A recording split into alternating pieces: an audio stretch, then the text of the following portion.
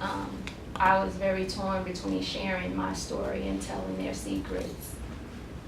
So I made it very clear that I didn't want to put any names in it because it's not about those people, and it's really not about me. It's a story. It's something that happened to me. It's not necessarily my story, just some circumstances that I found myself in because of some issues that I couldn't deal with or I didn't know I needed to deal with. But it was hard to really talk about some things that some people that I truly cared about had done to me. The name of the book was inspired by the fact that nobody could see that I was suffering. Nobody could see that I was hurting. Nobody could see that the things that they had done to me really had a profound effect on me mentally.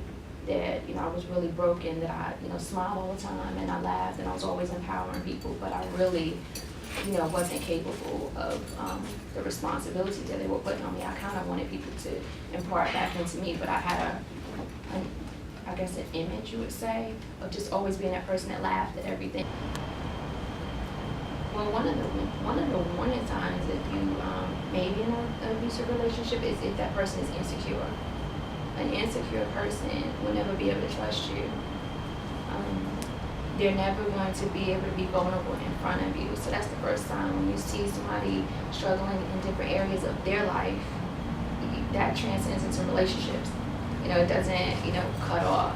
Another sign is the clear signs that everybody looks for: verbal negativity and maybe, hitting. But it doesn't always go that far. Abuse starts psychological first. A person has to devalue you first before they can take control over you and dominate you in that manner. So when they're telling you that you can't fulfill your dreams, in the interest of them fulfilling their dreams, or if they're asking you to do things that contradict your value system or what you truly believe, that's an abusive relationship. It doesn't have to get completely to the extreme for you to realize that's somebody that doesn't have your best interest. Anybody that doesn't love you unconditionally and can't support you and inspire and motivate and uplift you, they don't have the qualities of anybody you want in your life, period.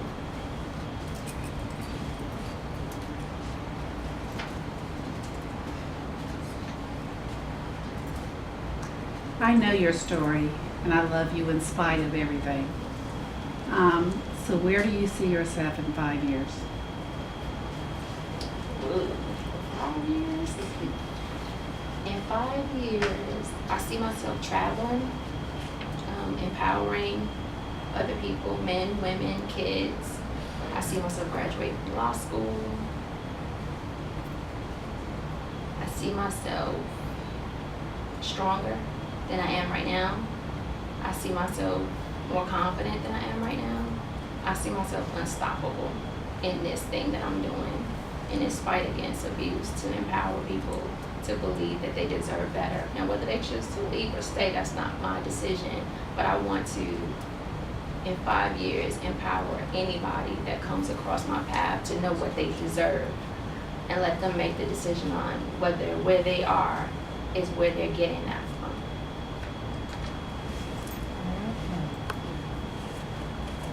To be unashamed, because you can never share your story if you're ashamed. And then you have to know that you did nothing wrong. Abuse it has a stigma because we chose those people in our lives. We allowed them to be there and we put them on a pedestal. So to say that someone's hurting you, that you actually were presenting to the world as being this perfect person, and to see it as being opposite, you see it as like a reflection on you. So it's hard to really tell everybody and share with everybody that you made this choice to put this person in your life. And a lot of people just ask, how come you don't leave? How come you stay? But by the time you realize you're in an abusive situation, most of the time you're so deep in that web that it takes so long to get out. You don't really realize that first time that person does something or says something to you that's a character. You think that it's a behavior. So by the time you realize it's their character, you're so deep in it and you're so invested in them that you just hope that the love inside of you is going to provoke the love inside of them to stop those negative behaviors. And when it doesn't, you find yourself at an impasse. What are you going to do? You're either going to leave or you're going to stay. And if you decide to leave, then what does tomorrow bring?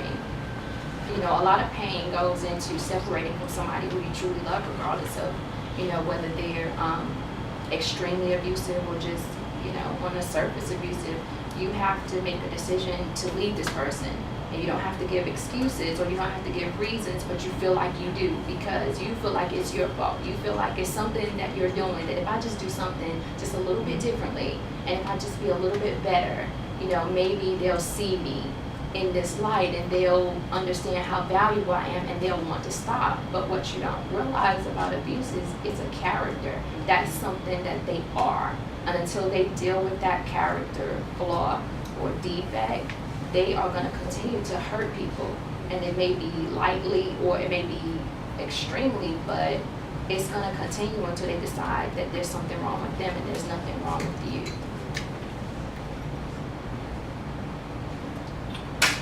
Now that you've finished this book, Everything that I experience, some of it is what I see, what I hear people talk about, and I realize that it relates to my story and I kind of critique it, so it's hard to really say how long that'll take.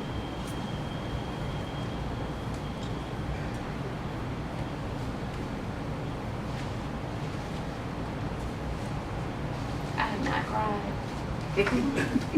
It's a plus. Where can we purchase your book and where is it sold? The book is on Lowe.com, and you can go up there and you can put Abuse Without Colors in, and it will take you to the page where you'll see my bio and you'll be able to see where you can purchase it by credit card, or you can purchase it here. So what you're saying, if somebody cannot wait till they get home, they can actually get a copy today, right? Yes, they can. An autographed copy with a photo? Indeed. Absolutely. Power of abuse is like a knife driven into your back, knocking you down to your knees. Days and nights pass, blood dripping slowly from your body like an old rusted faucet, but you can't seem to die. A pain so excruciating, the only way you can find relief is to pray for death. The magnitude of hurt is so indescribable, words sting as they leave your lips. It keeps you up at night and makes your days longer than they should be. Its victims all sound, look, and think the same. They're broken, afraid, bruised, defeated, shattered, unsure, and destroyed. That's good.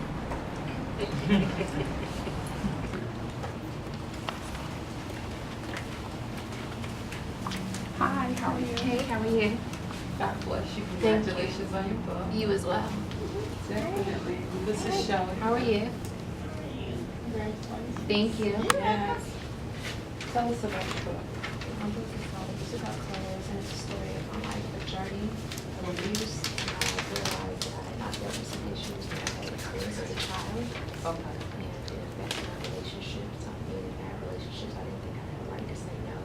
I didn't think, you know, I had a right to ask for what I deserved. And so I found myself in abusive relationships. Okay. Yes. So you get ready to turn this into a play, you want to do a documentary. Where do you go from here? We're working on turning it into a screenplay. Okay. Okay. And how does your family feel about it? Do they know what you're enduring? What I endured as a child, they knew, but nobody said anything. They swept it up under the rug. Yes, but what I endured as an adult, I never really talked to anybody. I've been very sheltered and closed off, so they really didn't know anything that I did in life as far as how the abuse affected me. That it was still bothering me, even though I didn't, even though there were no external signs.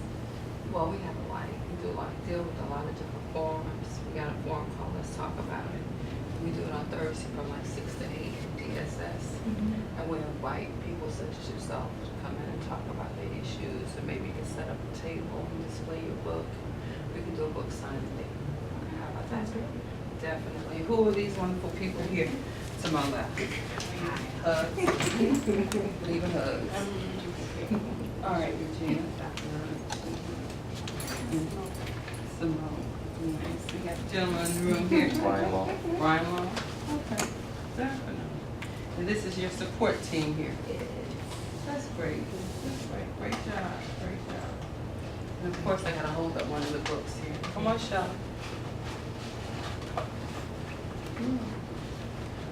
And you. Yes. You might want to be in the middle, being that. Yeah. Yeah. Abuse without clothes. Do you have any kids? 19, 16, and 10. Okay, 19, 16, and 10. Wow. So what was the other call that we called you? Okay. So it was the last minute that we were going to start meeting. Yeah. We're willing to host the book signing. And it's the, we said, all we do is bring the promotional materials and go on Facebook. I'm pretty sure you got your page up there.